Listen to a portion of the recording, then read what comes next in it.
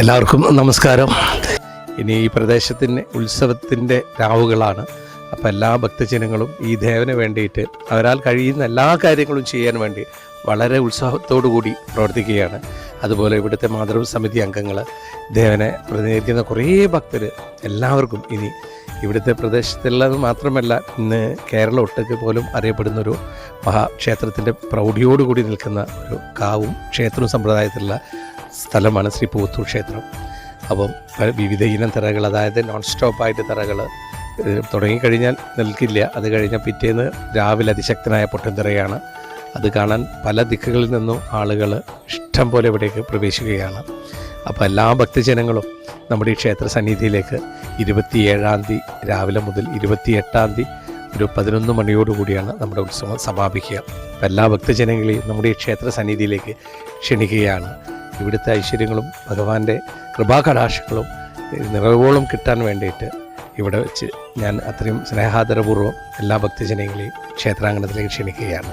എല്ലാ വർഷവും ഉള്ളതുപോലെ തന്നെ ഇപ്രാവശ്യം അതിഗംഭീരമായിട്ട് തന്നെ താലപ്പൊലിയും അതുപോലെ തന്നെ പല പരിപാടികളും നമ്മൾ ആസൂത്രണം ചെയ്തിട്ടുണ്ട്.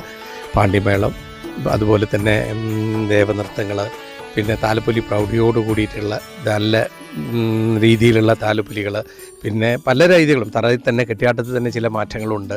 അതായത് രാജേഷ്, അതുപോലെ തന്നെ നടുവട്ടം, ശശി എന്നിവരുടെ അനഘ എന്നിവരുടെ നേതൃത്വത്തിലുള്ള തിരയാട്ട സംഘങ്ങളും കൂടി ചേർന്നിട്ടാണ് നമ്മളിവിടെ പരിപാടികൾ അവതരിപ്പിക്കുന്നത്.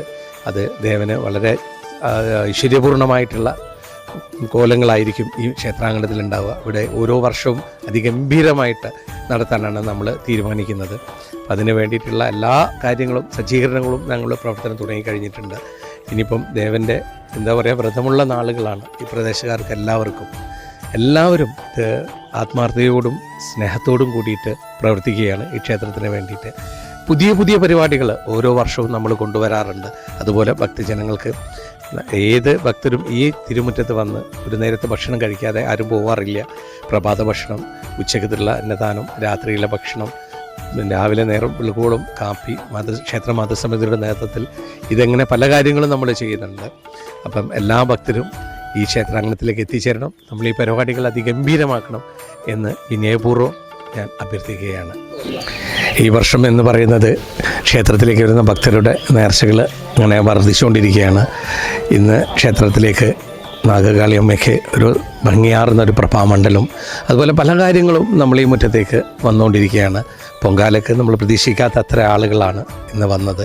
അവരുടെ നിറസാന്നിധ്യങ്ങളും എല്ലാം നമ്മുടെ ക്ഷേത്രത്തിൻ്റെ ഓരോ വർഷവും ഇതിൻ്റെ പ്രൗഢി നമ്മൾ കൂടിക്കൊണ്ടിരിക്കുകയാണ്. ദേവൻ്റെ ചൈതന്യം, അതിനുവേണ്ട എല്ലാ പൂജാകർമാദികളും നമ്മൾ ആത്മാർത്ഥതയോടും കൃത്യനിഷ്ഠയോടും കൂടി ചെയ്യുന്നുണ്ട്.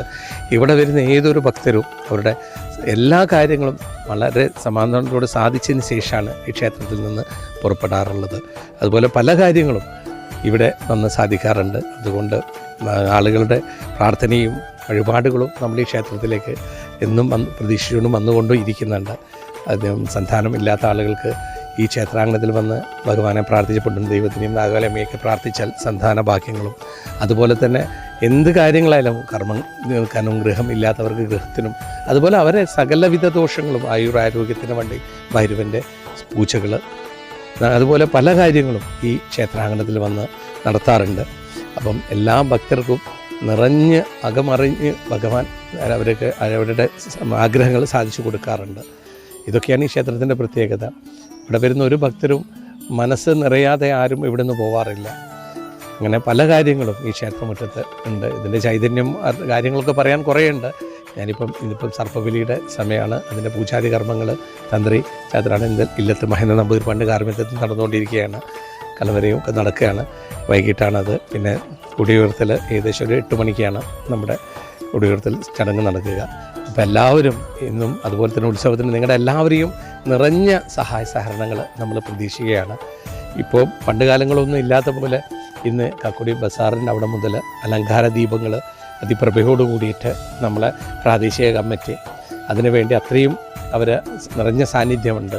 ഇവിടുത്തെ സ്വയം സേവാ സംഘങ്ങളുണ്ട്, പൂവത്തൂർ സ്വയം സേവാ സംഘങ്ങൾ, അതുപോലെ നമ്മുടെ ഇതിലേക്ക് വേണ്ടി പ്രവർത്തിക്കുന്ന കുറേയേറെ ചെറുപ്പക്കാരുണ്ട്. അവരെല്ലാവരും ഈ ഉത്സവത്തിനെ അവർക്ക് എത്രത്തോളം ഭംഗിയാക്കാൻ പറ്റുമോ അത്രത്തോളം അവരുടെ സാന്നിധ്യങ്ങൾ നമുക്ക് ഇവിടേക്ക് ചെയ്യാറുണ്ട്. ഇതൊക്കെയാണ് നമ്മുടെ പ്രചോദനങ്ങളും. നമുക്ക് ദേവന് വേണ്ടി എന്തും നമ്മൾ ഇറങ്ങിയാൽ മതി, അതിനുവേണ്ട എല്ലാ കാര്യങ്ങളും ഈ ഭഗവാൻ നമുക്ക് എത്തിച്ചു തരാറുണ്ട്. അതൊക്കെ ഇവിടുത്തെ അനുഗ്രഹങ്ങളാണ്. പൂർവികന്മാർ ചെയ്തു വെച്ച ഓരോ കാര്യങ്ങളും അത് നമ്മൾ അനുസരിച്ച് അതേപടി ചെയ്തു പോരുകയാണ്. അപ്പം എല്ലാവരും ഇവിടുത്തെ ഐശ്വര്യങ്ങൾ എന്താണെന്ന് അറിയാൻ വേണ്ടിയിട്ട് ഈ ക്ഷേത്രത്തിലേക്ക് വരിക. അപ്പോൾ നിങ്ങൾക്ക് മനസ്സിലാവും ഇവിടുത്തെ ഐശ്വര്യം, ഇവിടുത്തെ ചൈതന്യം എന്താണ് എന്നുള്ളത്. ഈ വർഷത്തെ ഉത്സവം എന്ന് പറഞ്ഞാൽ പിന്നെ തറ തന്നെ 2 വ്യത്യസ്തതയിലാണ് വരുന്നത്. പാണന്മാരും കരണന്മാരാണ്. നല്ല വേഷങ്ങൾ നോക്കിയിട്ടാണ് അവർ ചെയ്യുന്നത്. ഈ ക്ഷേത്രത്തിന് ഇപ്പം എത്ര കാലത്തെ പഴക്കമുണ്ട്? ക്ഷേത്രത്തിൻ്റെ നോക്കുമ്പോൾ നമ്മൾ ഈ ടിപ്പുവിൻ്റെ പടയോട്ടത്തിന് ശേഷം ബ്രാഹ്മണരുടെ കൈവശത്തു നിന്ന് നമ്മളെ താഴ്വഴിയിലേക്ക് എത്തിപ്പെടുക ചെയ്തു. അപ്പോൾ എന്ന് പറഞ്ഞാൽ ചുരുക്കം എന്ന് പറഞ്ഞാൽ 1700 ചില്ലാം ആ കാലഘട്ടത്തിന് ശേഷം നമ്മളെ താഴ്വഴി ഇവിടെ എത്തിപ്പെട്ടപ്പോൾ അതിൽ നമ്മളെ ഇതിലേക്ക് നമ്മളെ അന്നത്തെ ജീവിത രീതിയിൽ കാവുകളായിട്ടാണ് അന്ന് ഉത്ഭവിച്ച് ഇവിടെ വന്നത്. പിന്നീടാണ് വയ്യാതെ ആ പഴയ പ്രതിഷ്ഠകളൊക്കെ എല്ലാം കൊണ്ട് ഓരോ പ്രതിഷ്ഠകളും ശിവൻ്റെയും പിന്നെ ദുർഗാദേവിൻ്റെ ഒക്കെ തന്നെ വന്ന് നമ്മൾ ജീവിതമായിട്ട് ബന്ധപ്പെട്ടും കൊണ്ട് നടന്നു പോകും.